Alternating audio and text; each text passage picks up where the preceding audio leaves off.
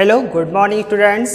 आज क्लास 9 में आपके बायोलॉजी विषय में जो है इस टाइम हमारा जो टॉपिक चल रहा है वो चल रहा है जंतु ऊतक, जिसमें से आप लोगों ने जंतु ऊतक 4 प्रकार के पढ़े थे और उसमें से आपने प्रकारों में से पहला प्रकार एपिथीलियम ऊतक जिसके बारे में और उसका कार्य पढ़ चुके हो। तो आज का जो हमारा टॉपिक है वो है एपिथीलियमी ऊतक के प्रकार।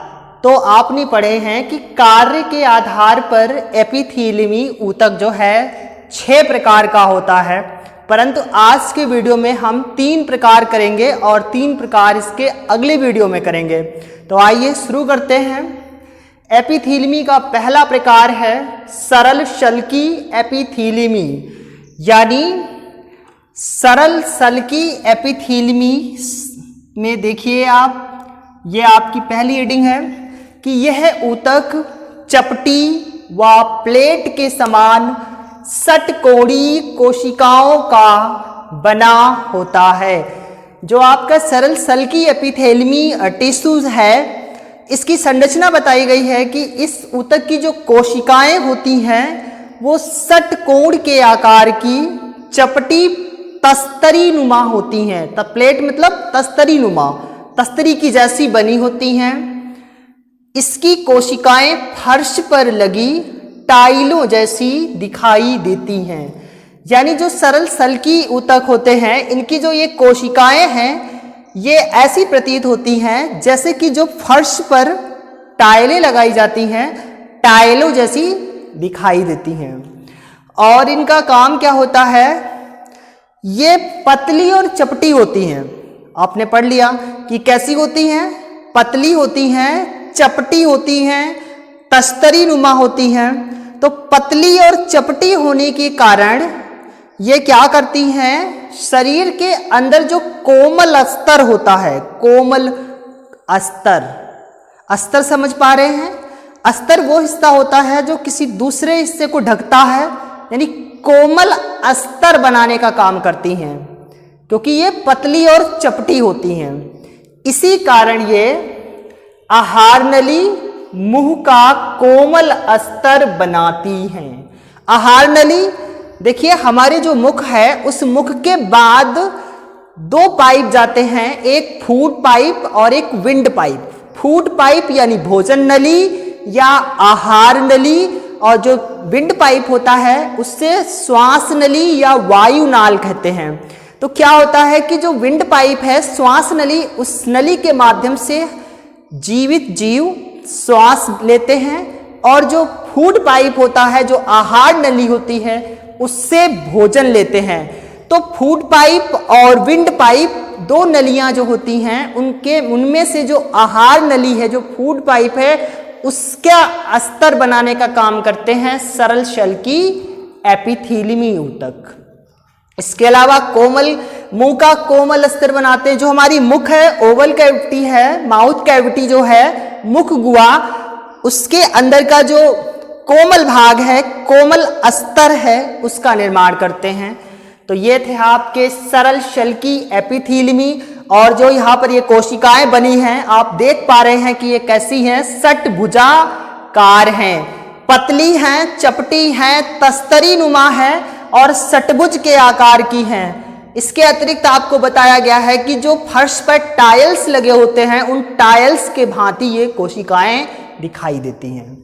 तो आपकी सरल शल्की एपिथीलियमी समाप्त होती है। इसके बाद हम दूसरे पॉइंट पे पहुंचते हैं, यानी एपिथीलियमी का दूसरा प्रकार है स्तरित शल्की एपिथीलियमी। स्तरित से मतलब है स्तर, यानी ये वाली कोशिकाएं जो हैं, इन ये ऊतकों की जो कोशिकाएं हैं वो कई स्तर बनाती हैं, कई लेवल बनाती हैं, मतलब कई परतें बनाती हैं, आप ऐसे समझिए।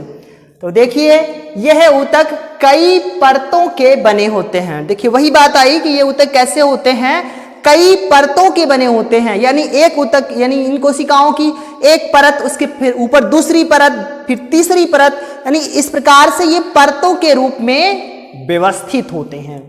यह त्वचा में मिलते हैं। यह त्वचा को कटने तथा फटने से बचाने का कार्य करते हैं। देखिए, जो हमारी स्किन होती है, त्वचा जो होती है, वो कई सारे परतों से मिलकर के बनी होती है। यानी जो ये हमारी स्किन है, ये स्किन कई सारे ऊतकों की कई परतों से मिलकर के बनती है। तो जो आपकी स्तरित शल्की एपिथेलियमी हैं जो कोशिकाएं, वो कोशिकाएं कई परतों की होती हैं, जिसके कारण ये जो हमारी त्वचा का भाग बनाती हैं, त्वचा में मिलती हैं और जो हमारी त्वचा है उसको कटने, फटने यानी डैमेज होने से जो है बचाव करती हैं, त्वचा की सुरक्षा करती हैं। ये कई परतों के बने होने के कारण स्तरित शल्की एपिथेलियमी कहलाते हैं। यानी कई परतों के बने होते हैं, इसी कारण इनको जो है स्तरित कहा जाता है। कई स्तर में होते हैं। देखिए ये यहाँ पर चित्र बना है जो आपकी देख पा रहे हैं, स्तरित शल्की एपिथेलियम, यानी कि एक परत, दूसरी परत, तीसरी, चौथी, पांचवी, छठी, यानी कई सारी परतें मिलकर के स्तरित शल्की एपिथेलियमी ऊतक का निर्माण करती हैं। इसी के साथ ये आपका स्तरित शल्की एपिथेलियमी भी समाप्त होता है। इसके बाद अब हम आते हैं इसका तीसरा प्रकार एपिथेलियमी ऊतक का, स्तंभाकार एपिथेलियम। स्तंभाकार समझ में आया? स्तंभ यानी खंभे की नुमा, ऊर्ध्वाधर यानी कोई भी चीज जो लंबाई में व्यवस्थित होती है नीचे से, यानी भूमि तल से लंबाई में व्यवस्थित होती है इस प्रकार से, तो उसको स्तंभा या ऊर्ध्वाकार कहते हैं। और कोई जब ऐसे पड़ी स्थिति में होती है तब उसे क्षैतिज कहा जाता है, लेटी हुई स्थिति को क्षैतिज, और इसको स्तंभाकार। तो जैसे कि ये हेडिंग है, उस हेडिंग से ही हम समझ पा रहे हैं कि जो एपिथेलियमी ऊतक है इनकी जो कोशिकाएं होती हैं वो स्तंभाकार होती हैं, यानी ऊर्ध्वाधर व्यवस्थित होती हैं, लंबाई में खड़ी व्यवस्थित होती हैं। तो देखिए यह लंबी एपिथेलियम कोशिकाओं की बनी होती हैं, जो कि आप चित्र में देख पा रहे हैं। इनकी जो कोशिकाएं हैं वो लंबी कोशिकाएं हैं, ऊपर की ओर सीधे व्यवस्थित हैं। यह आंत के भीतरी स्तर में मौजूद होती हैं। जो हमारी स्टाइन होती हैं, स्मॉल स्टाइन, लार्ज स्टाइन, छोटी आंत, बड़ी आंत, तो इन छोटी आंत और बड़ी आंत दोनों आंतों की, यानी इस प्रकार की जो आंतें होती हैं उन आंतों में अस्तर बनाती हैं, आंत का अस्तर बनाती हैं।